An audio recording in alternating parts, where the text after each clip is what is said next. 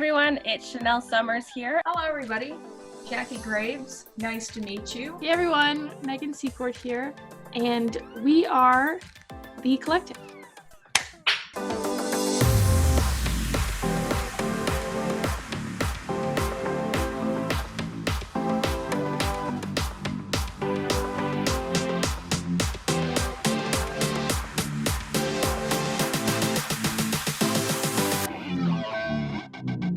So my name is Brennan Wright. I'm currently the social media manager and staff writer for the Pigeon. I'm also a former host of the COVIDcation podcast that just wrapped up last week. And I just graduated the journalism program at Durham College as well. Did it! I fell into journalism almost accidentally when I was attending school the first time for a program that I fell out of love with as quickly as I fell in love with it. And I found myself just not doing my schoolwork and rather writing like a personal blog about the Oshawa Generals. So it kind of was like an accident because it was the one thing that kept me happy while everything else around me was like falling apart because I didn't like where I was anymore. And then Danielle Harder, our former professor, had reached out to me on Twitter because she had saw like my little breakdown on social media about how I wanted to leave and go to a different school. And she kind of reached out that olive branch and was like, well, like, look at this program. Look what we have at Durham College. And that's actually kind of how it started because, as you guys all know, I ended up there. And once I got there, though, that's where the other answer came in, is I realized I'm actually good at it. And I haven't been able to say that a lot about certain things that I've done in my life. So I found something that I was good at. And that definitely helped boost the passion because I was like, oh, I can do this because I can do this. So why not do it? But also just the ability to speak for people, tell their stories, share what people might not always get to hear otherwise. I mean, through 2 years at Durham College, as well as the last 13 weeks with COVIDcation, we told so many stories that I never, ever would have heard otherwise. I would have had no idea what was going on in Manitoulin Island about a horse stable having to close. Like little things like that that just keep me going every single week when I think I'm getting tired of it and, you know, don't want to head on Zoom and I don't want to do the interview, but you hear those stories and it pushes you to do the next one because you know you're telling an important story. The Pigeon started because I found myself in a group chat. It's called the Young Canadian Journalists, and it was literally just something that I had seen circulating on Twitter, and if you wanted in, you just had to retweet the tweet. They'd find you on Facebook and add you into the group chat. And it was just an opportunity to network, to talk about grad, talk about how we were reporting in the era of COVID. And then a couple of us were talking about how we can't find jobs and how it was seemingly what we thought was a solo issue became a very, oh my God, there's like 15 of us in here who can't find work. We're bored, we're unemployed, we want to keep doing this, but for what? So we kind of created a little side group chat. And at this point, we didn't have a name. We were just talking about how we had no work, we were bored, and we wanted to do something. And then someone they mentioned, they're like, remember when like pigeons used to like bring mail to people with little notes in their feet?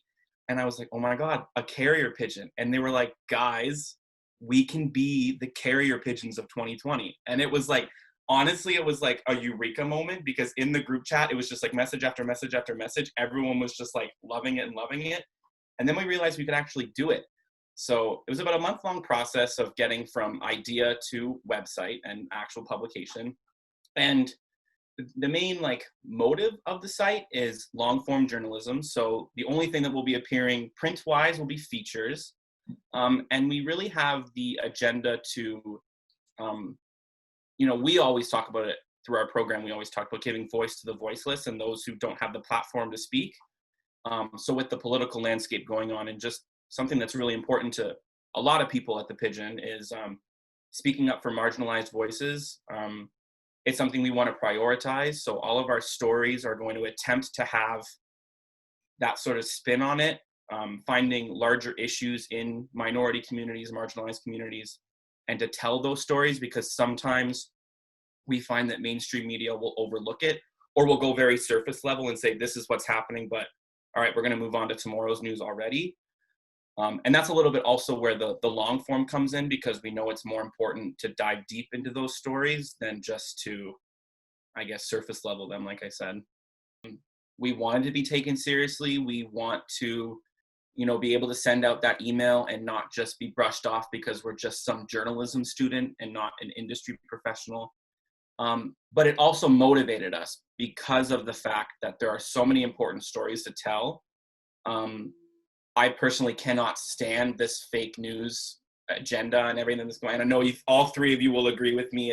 It's tiresome. It really wants to knock you down. Even when people around you are saying they don't trust the media anymore, and you're like, don't you forget, like, I'm the media now. Like, you can't be posting this anymore. But it was definitely motivation, because I think with everything going on, there could be a revolution in the world of media. There could be a big change in how things are done, especially with COVID. I think we always talk about how small the world actually is with your ability to reach out to people. And I think the COVID era is kind of showing that. I mean, on COVIDcation alone, we spoke to people from England. We spoke to people all over the world for certain stories.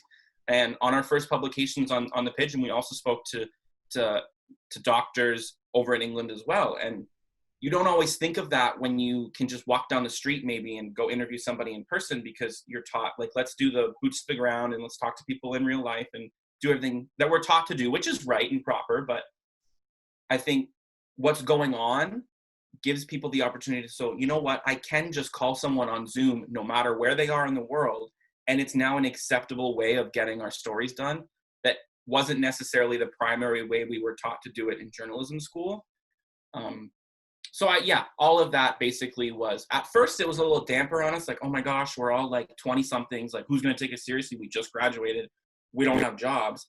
But at the same time, it was like, but that's exactly why we should be doing it, because I think it's a new arc.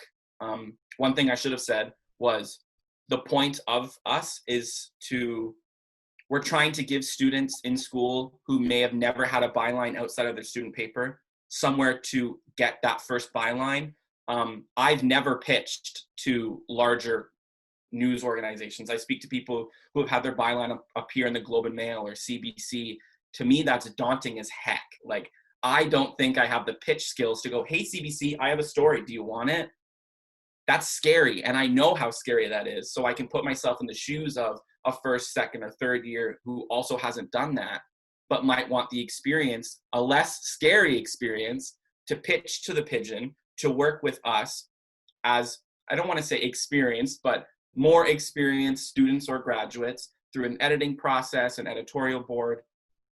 All of those, like the motivation to help students, the motivation to change what the media world looks like, all of that is kind of how Black Lives Matter, fake news, and COVID has really helped push the Pigeon forward, when initially it almost held us back. I think there needs to be a new definition of entry-level position. Speaking personally, I know there's a lot of positions where you're required to have X amount of years in the field, but it's like you read the rest of the job expectations and qualifications, you're like, okay, this is pretty entry-level position, but how do I get 5 years of journalism experience when I need this entry-level job to get the experience? So I think that's the number one thing that needs to change. I don't know who's responsible for the definition of entry-level, but I think it kind of needs a redo. But also just believing in yourself is very important.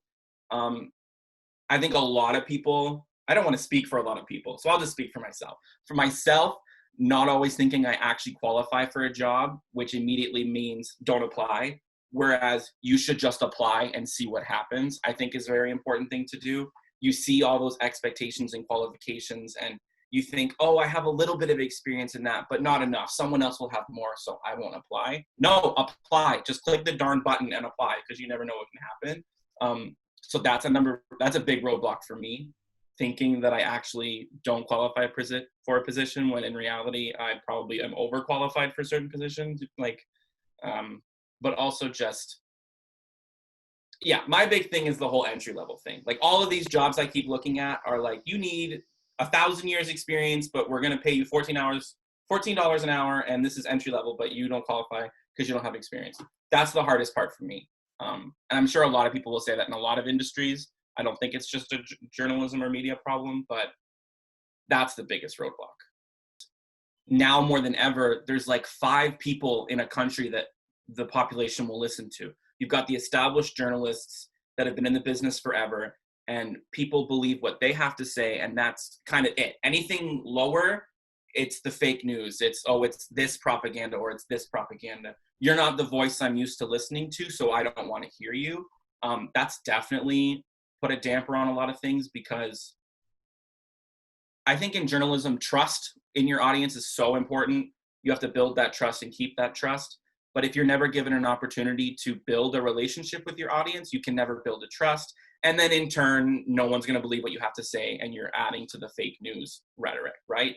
So definitely, I think those positions are probably just disappearing as well, because networks, papers, they don't want to let go of their trusted voice. They don't want to let go of the person that someone's watched on TV for 30 years and believes what they have to say because they've been around doing it forever. No one wants to put me in the seat as, who the heck is Brandon Wright? We've listened to that guy for 30 years. Who's he? He's fresh out of school. He doesn't know the ropes of the industry. He's just some guy. First thing we want to do is we want to bring in some money. I think that's something that everybody would love to do. I know right now we're looking at setting up a Patreon account that will give people who support us the option to donate. We don't believe in setting up a paywall for us. We're small, we're students. We know what it's like to not necessarily have the income to go pay for monthly subscriptions to get through a paywall for media sites. So we kibosh that idea right off the top.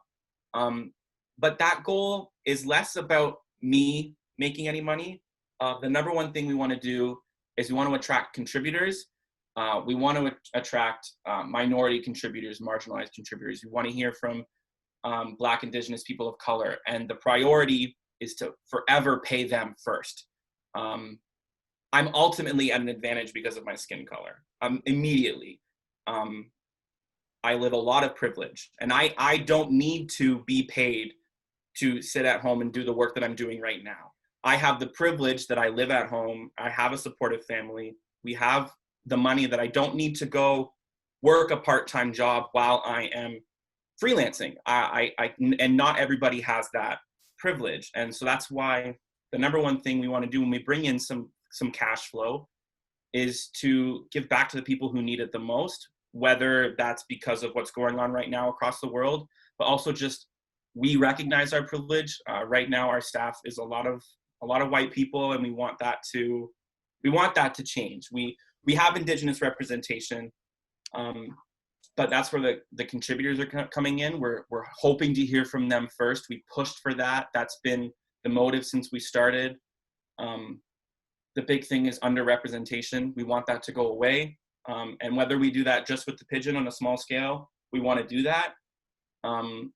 That's where the large goal is to give back to Black, Indigenous, people of color through our website as well.